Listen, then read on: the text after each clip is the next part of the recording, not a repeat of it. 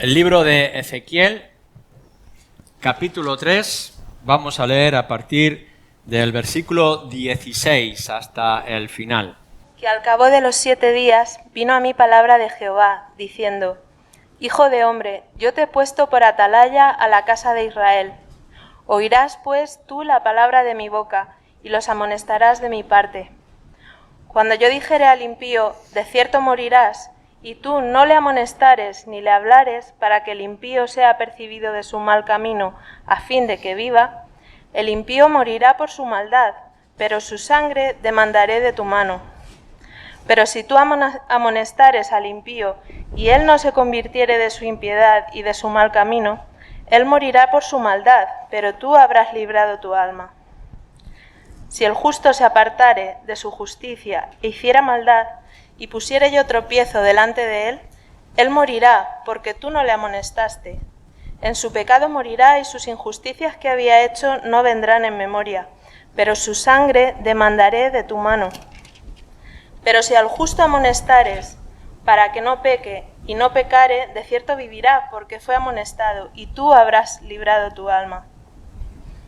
Vino allí la mano de Jehová sobre mí, y me dijo: levántate y sal al campo, y allí hablaré contigo. Y me levanté y salí al campo, y he aquí que allí estaba la gloria de Jehová, como la gloria que había visto junto al río Quebar, y me postré sobre mi rostro. Entonces entró el Espíritu en mí, y me afirmó sobre mis pies, y me habló, y me dijo: entra, y enciérrate dentro de tu casa. Y tú, oh hijo de hombre, he aquí que pondrán sobre ti cuerdas, y con ellas te ligarán, y no saldrás entre ellos. Y haré que se pegue tu lengua a tu paladar, y estarás mudo, y no serás a ellos varón que reprende, porque son casa rebelde. Mas cuando yo te hubiere hablado, abriré tu boca y les dirás: así ha dicho Jehová el Señor, el que oye, oiga, y el que no quiera oír, no oiga, porque casa rebelde son. Como comprenderéis, no podemos ver todo un libro como el del profeta Ezequiel, ya lo hemos dicho en otras ocasiones para otros profetas, como puede ser Isaías, Jeremías, Daniel, etc. Y también lo que estamos haciendo es una selección de algo que nos pueda encauzar a todos nosotros hoy en lo que es la voz de Dios, la palabra profética a la gente.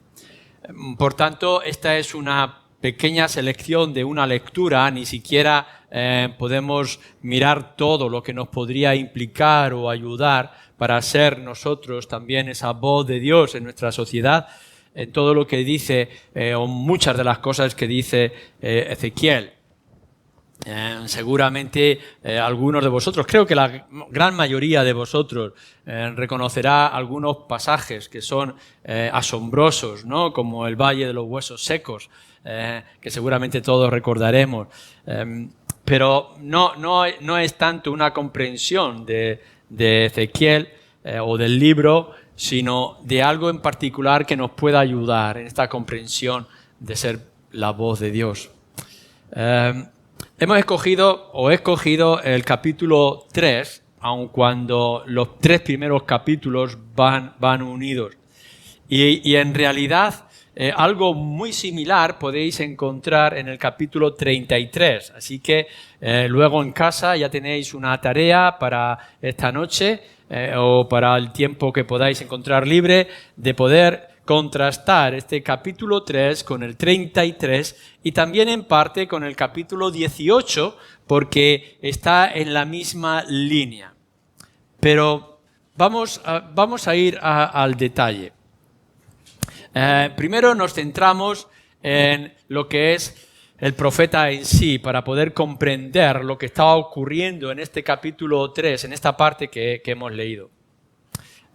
Ezequiel, como nos dice en el capítulo 1, tal como empieza, dice: aconteció en el año 30, en el mes cuarto, a los 5 días del mes, que estando yo en medio de los cautivos junto al río Quebar, los cielos se abrieron y vi visiones de Dios.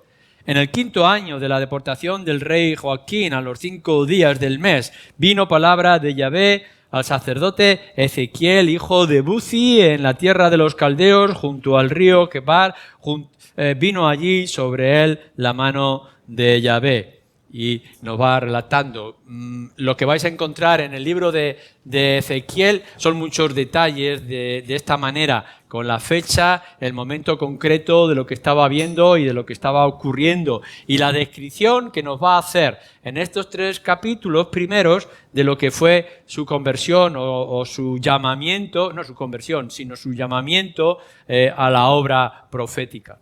Nos ha dicho que él era sacerdote. Así que imaginamos, posiblemente a esos 30 años que nos dice al principio que es un hombre de 30 años, más adelante nos dice que estaba casado y que luego su mujer fallecería.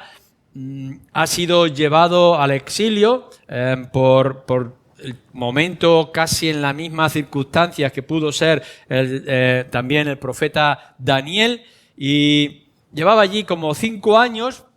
No podría estar ejerciendo como sacerdote porque está en otro lugar, ya no está el templo, etc. Pero entonces viene Dios y le dice, de alguna forma, te voy a cambiar de ministerio. Y ahora, en lugar de ser sacerdote, vas a ser profeta. Vas a ser mi voz. Así que ahora lo que yo te diga es lo que tú vas a decir. Así que en ese año 5.º, quizá en esos 30 años que él podía tener, va a cambiar toda su posición. Para que él tenga este llamamiento, lo primero que hace Dios es darle una visión acerca de su persona, de su gloria. Así que del versículo 4 hasta adelante, hasta el versículo 28, cosa que nos produce un poco de extrañeza a nuestro conocimiento del siglo XXI, Ezequiel tiene una visión de la gloria de Dios, de la grandeza, de carros, etcétera, que es difícil para nosotros comprenderla, pero lo que nos interesa es que para que él pueda tener una concepción clara de lo que va a ser su mensaje profético, la voz de Dios en su generación, en aquellas circunstancias difíciles, tiene que tener algo muy importante, muy claro: la gloria de Dios, la visión de Dios. No podemos ir a anunciar acerca de Dios y de su obra si no tenemos una comprensión completa de lo que es Dios en su grandeza. Y eso lo tiene que explicar de diferentes formas. Porque vosotros podéis tener la teoría de los conceptos de las Escrituras, pero si no tenéis un encuentro claro con la grandeza de Dios, si no os encontráis de bruces con respecto a su magnitud en todos sus atributos, vuestro mensaje será pobre. Así que lo que Dios dice: te voy a llamar, te voy a tomar como mi profeta, pero antes tienes que ver esto. Y no solamente eso, sino que luego en el capítulo 2, versículo 2, y en el capítulo 3 nos va a hablar de la presencia o la venida del Espíritu que entra en él y le capacita. Dice que vino el Espíritu y entrando en mí, dice el profeta, pude estar firme y oír lo que Dios dice.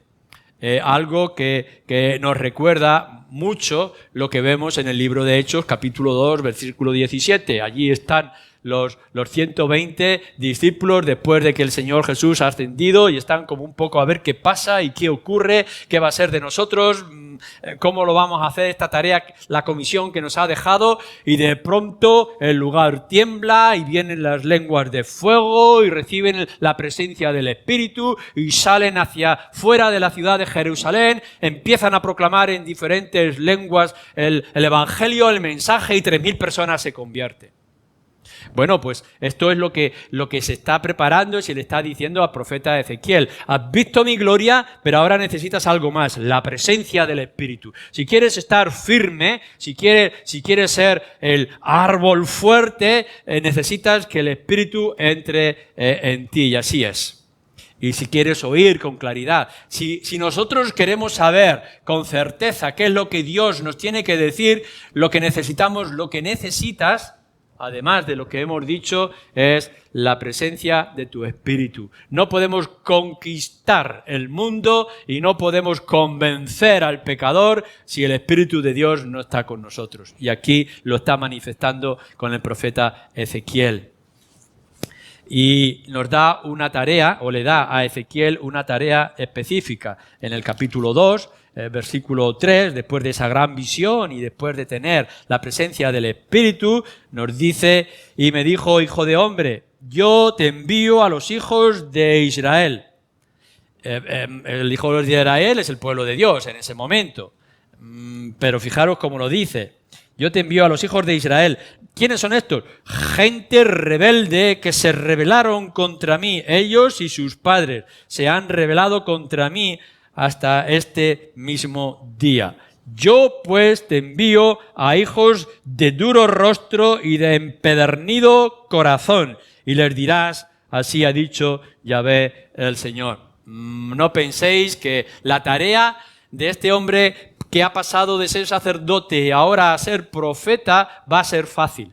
Sí, ha tenido una visión clara del Señor que lo ha tomado para que sea su vocero, sea su voz, y además le ha dado la presencia del Espíritu que era necesario para la tarea tan específica, para estar firme, pero claro, todo esto es por una razón concreta: te voy a enviar a gente de dura corazón. Gente que tiene el corazón como un pedernal. ¿Sabéis lo que es el pedernal, no? La piedra dura, que no se rompe fácilmente. Esto lo vamos a ver de manera constante.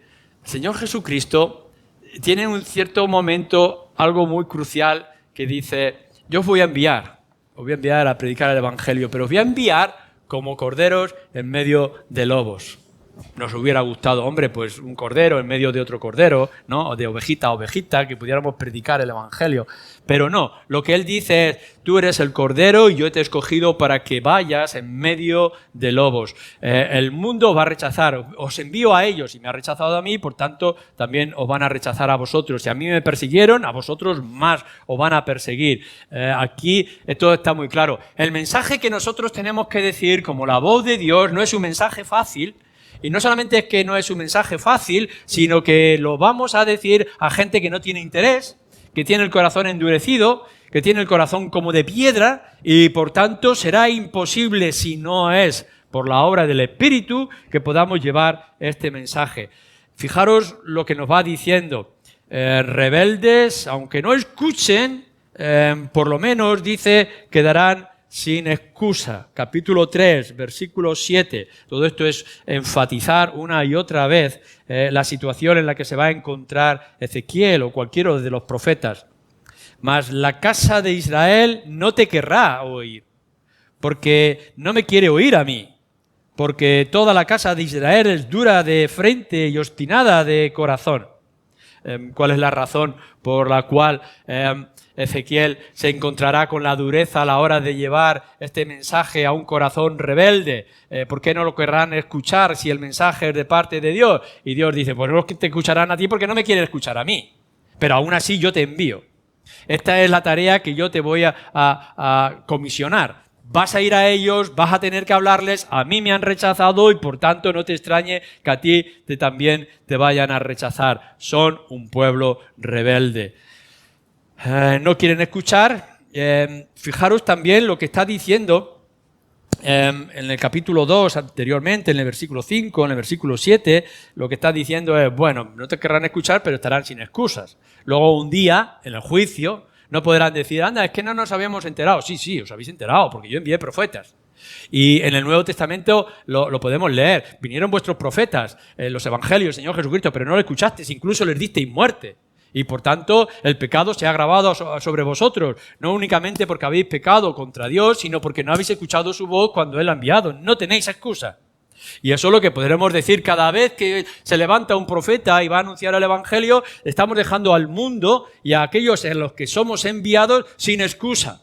Y le estamos diciendo: Dios te ha hablado y no has querido escuchar. Por tanto, tu condenación es firme y segura. Fijaros en el capítulo 3, versículo 6. No a muchos pueblos de habla profunda ni de lengua difícil, cuyas palabras no entiendas. Y si a ellos te enviara, ellos te oirán. Cuando yo he leído estas palabras en el pasado, me he quedado un poco sorprendido, si no anonadado. Vamos a ver. Dios, en medio de su pueblo en el exilio, levanta a un hombre como Ezequiel para llevar el mensaje a su pueblo que ha sido rebelde y aún así necesita la visión de Dios y necesita además la presencia del Espíritu, porque el pueblo que le va a enviar es de corazón duro y es arrogante. Pero si el Señor hubiera cogido a Ezequiel y lo hubiera enviado a otra gente de otros lugares, incluso a Babilonia o a Nínive, como fue Jonás, la gente se habría convertido. Lo que está diciendo es, si hubieras ido a otras naciones y a otros lugares, ciertamente se convertirían, pero yo te voy a enviar a un pueblo que es de duro corazón, que no se van a convertir. Esto es la sorpresa de nuestro evangelio y esta es la sorpresa en el mundo en el que nos estamos encontrando. Nos podemos hacer la pregunta, ¿por qué el Señor no facilita? ¿Por qué el Señor no nos lleva a gente que se vaya a convertir? ¿Por qué no hay un avivamiento? ¿Por qué no ocurren cosas extraordinarias? Y lo único que podemos decir, pues el Señor tiene sus planes como las tenía en Ezequiel. Claro que él podía haber dicho, te voy a enviar a otro país que tiene más facilidad para las conversiones, o voy a hacer algo especial para que la gente sea receptiva, y lo que nos está diciendo es, vas a estar en una ciudad como esta, donde la gente es arrogante y es engreída y está confiando en sus propios méritos y está despreciando el evangelio. Tú ve a ellos, no se van a convertir. Y pasaremos los años como están pasando y quizá podamos ver muy poco fruto y podamos preguntarnos ¿qué es lo que está ocurriendo? Bueno, está ocurriendo lo que está diciendo el profeta Ezequiel, o Dios al profeta Ezequiel. Te voy a enviar a un pueblo rebelde. Te podría haber enviado a otros, pero te voy a enviar a un pueblo rebelde. Y Ezequiel lo único que puede hacer es que sea tu voluntad. Esto es lo que le está ocurriendo. Viene otro detalle que ocurre en otros de los libros, también con Jeremías, ocurre también con Apocalipsis, cuando le dice en el capítulo 2, versículo 9, en el capítulo 3, versículo 3, le dice, cómete el libro, cómete el rollo, cómete este libro.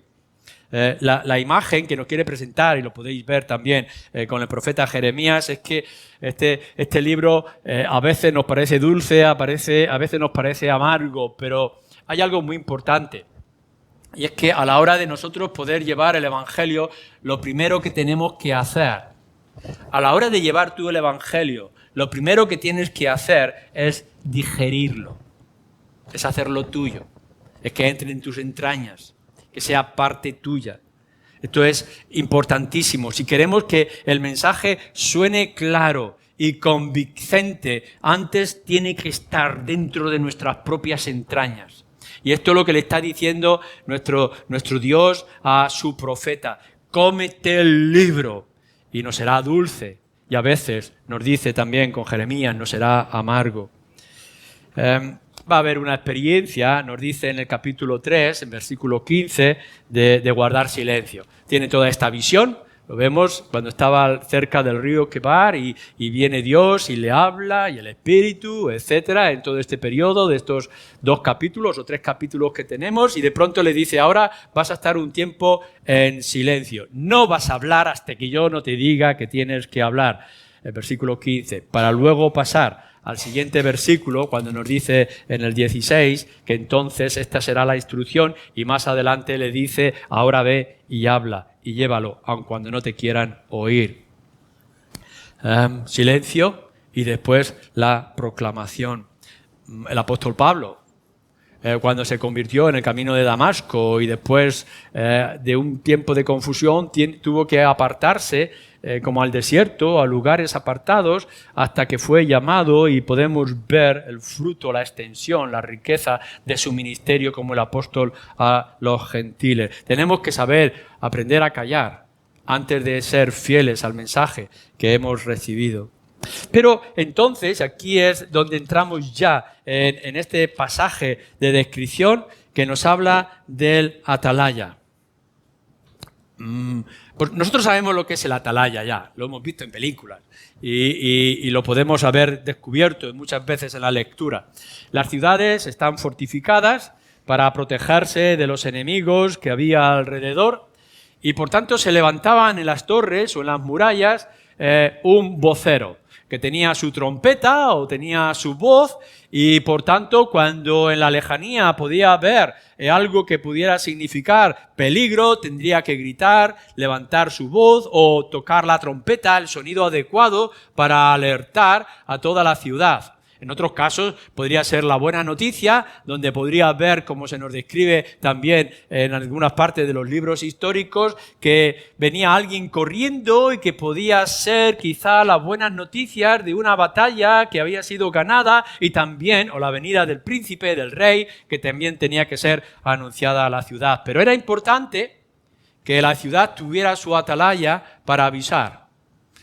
Pablo lo tiene que utilizar como una advertencia, como una ilustración con respecto al sonido, que sea tangible, que sea entendible. Si hacemos un sonido que es mero ruido y no sabemos distinguir si viene el rey, salimos de fiesta, o viene el enemigo y tenemos que coger las armas para defendernos, pues entonces esto es un desastre.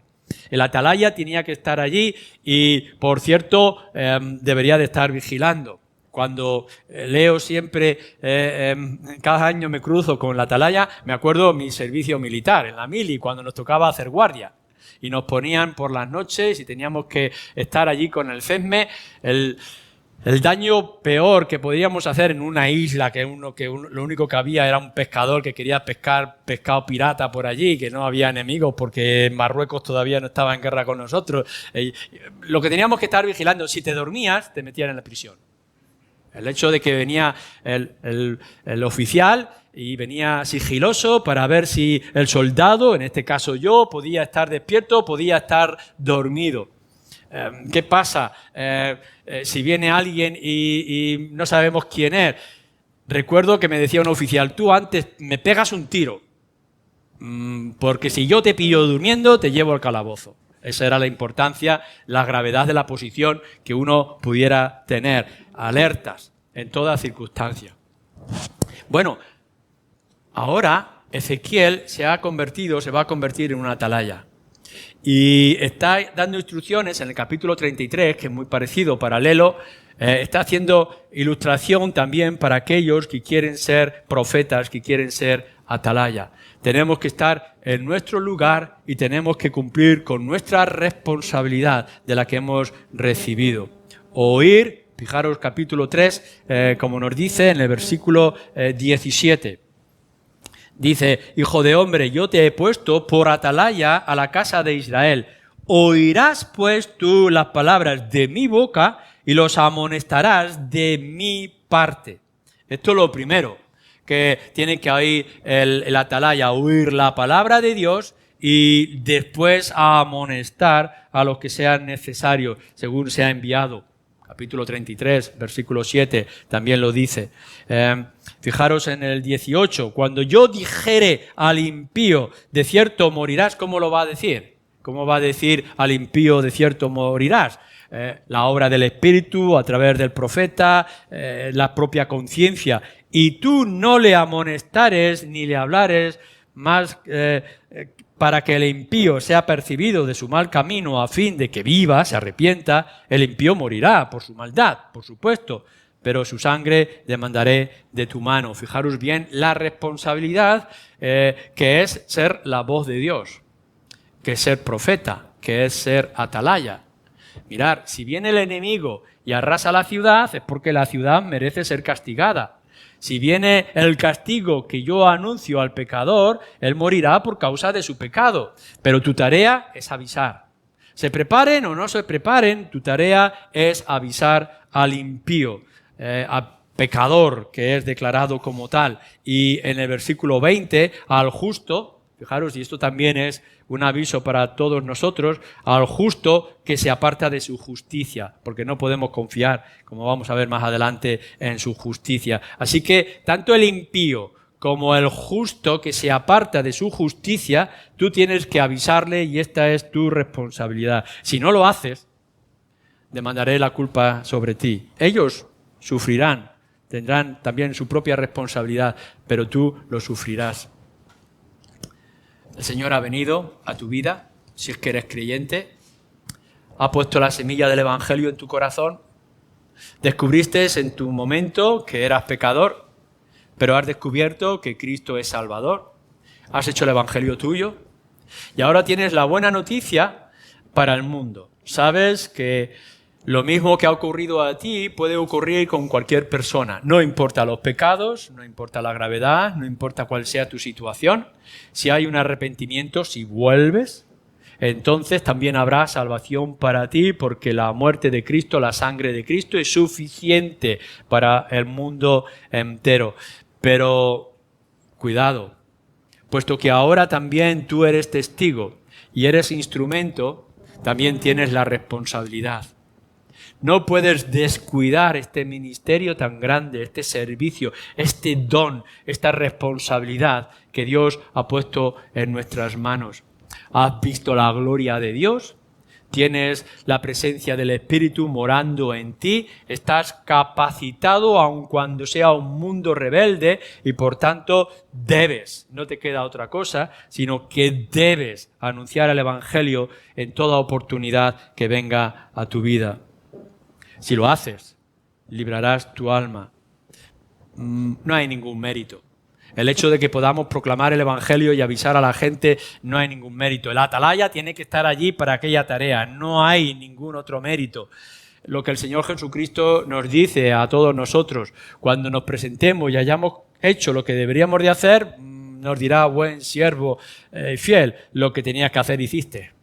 No hay nada más. Nuestro ser atalaya no nos va a salvar. Hemos sido salvos por la gracia del Señor Jesucristo. Ya somos salvos.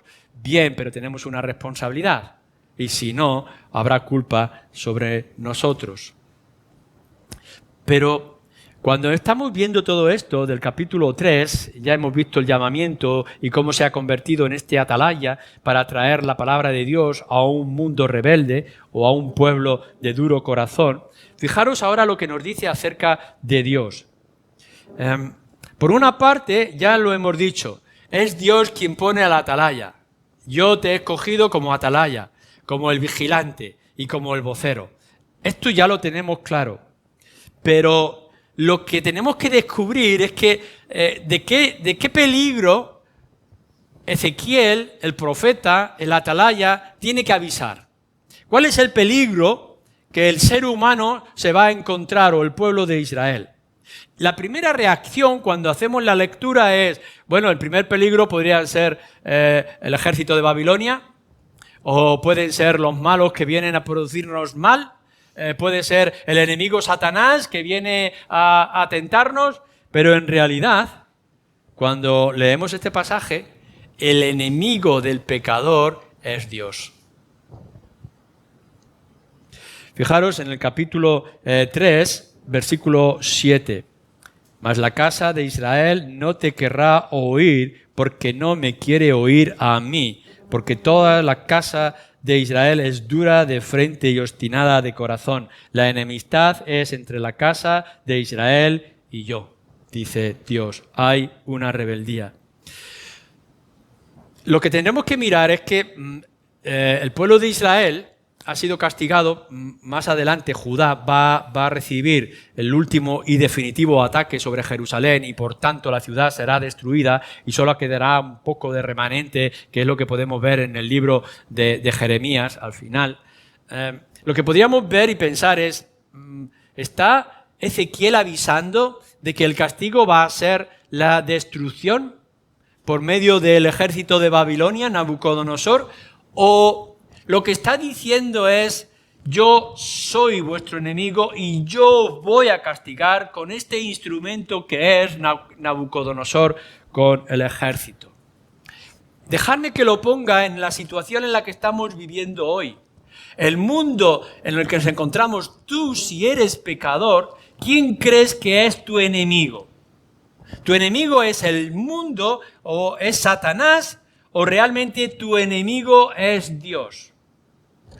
Lo que nos está diciendo aquí es que Dios está poniendo una atalaya para avisar acerca de sí mismo. Le está diciendo al mundo: o me queréis a mí por paz y rendición, volver a mí, o entonces yo vendré con mi ira y con mi justicia. El Señor vendrá en su trono. ¿Cómo queréis estar delante cuando Él venga? ¿Doblegados y humillados para reconocerle como Señor, o recibiéndolo a Él como el que ha conquistado vuestras almas? ¿Qué es lo que quieres hacer? ¿Cuál es tu posición en esta tarde? Te estás enfrentando a Dios y lo que te está amenazando, que es cosa terrible y dura, caer en las manos de un Dios airado y justo como es nuestro Dios. Cuidado, no podemos jugar con Él. Si Él viene, levantará los instrumentos necesarios para humillarte y castigar con tu pecado. Lo terrible del ser humano no es que se tenga que enfrentar con el infierno. Lo terrible es tener que enfrentarse a un Dios que juzga tu corazón y no encuentra arrepentimiento. Esto es lo que está diciendo y lo que podemos encontrar del trabajo de la atalaya, del mensajero, de la voz de Dios. Nosotros tendremos que ir al mundo y decirle en primer lugar: Dios viene airado porque no puede aceptar el pecado, la arrogancia, o la envidia, o la inmoralidad, o la violencia, o el duro corazón del rechazo es grave delante de Dios y no lo va a permitir. Por tanto, míralo bien, o aceptas que Dios viene con su ira y su furor, o te rindes ante su poder y su misericordia. Lo que el pecador, y si así estás en esta tarde, lo que el pecador debe temer, debe de alertarse en su alma, es la justicia airada de Dios. Dios te está advirtiendo acerca de sí mismo. O me tienes a mí por medio de mi Hijo Jesucristo, o me tendrás a mí con mi justicia. O aceptas la llave del cielo, la escala que es Jesús, o me tendrás a mí al frente juzgándote, indigno pecador. Ahora bien, también es cierto que nuestro Dios es misericordioso, dando instrucciones Ezequiel, a los que iban a ser profetas, y si pasáis al capítulo 33, que vuelvo otra vez a tratar el tema de la atalaya para instruir también a otros, dice versículo 10: Tú pues, hijo de hombre, di a la casa de Israel: vosotros habéis hablado así diciendo: nuestras rebeliones y nuestros pecados están sobre nosotros, a causa de ellos somos consumidos. ¿Cómo pues viviremos? Profeta, así dice Dios, diles: vivo yo, dice Yahvé el Señor, que no quiero la muerte del impío, sino que se vuelva el impío de su camino y viva. Volveos de vuestros malos caminos.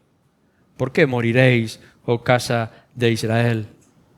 Y tú, hijo de hombre, di a los hijos de tu pueblo: la justicia del justo no lo librará el día que se rebelare, y la impiedad de los impíos no les será estorbo el día que se volviere de su impiedad, y el justo no podrá vivir por su justicia el día que pecare.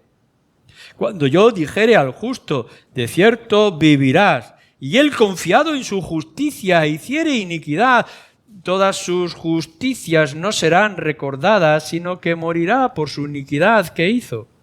Y cuando yo dijere al impío: de cierto morirás, si él se convirtiere de su pecado, hiciere según el derecho y la justicia, si el impío restituye la prenda, devolviere lo que hubiere robado y caminare en los estatutos de la vida, no haciendo iniquidad, vivirá ciertamente y no morirá.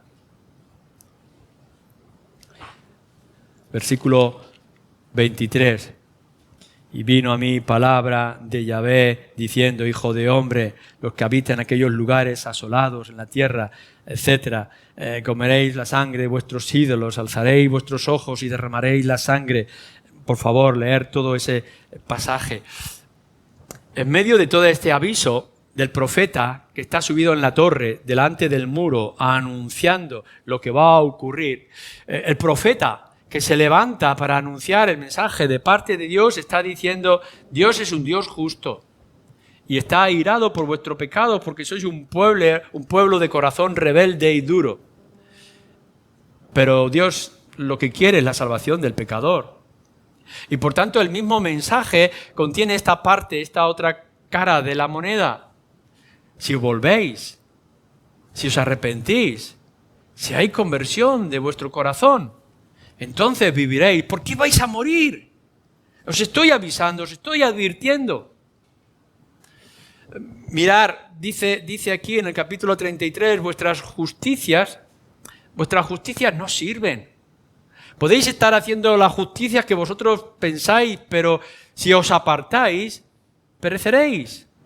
En cambio, fijaros bien lo que está diciendo, que es el mensaje de los profetas. Aun cuando seáis de los más grandes de los pecadores y se hayáis sido de los más impíos a los ojos de Dios, si volvéis y si os convertís, entonces viviréis.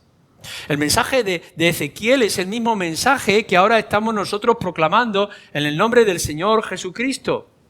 Dios está enfurecido por este corazón rebelde que es mi pueblo y lo voy a castigar, pero a la misma vez os extiendo la mano, porque yo quiero que el pecador viva, no quiero la muerte del impío, volver.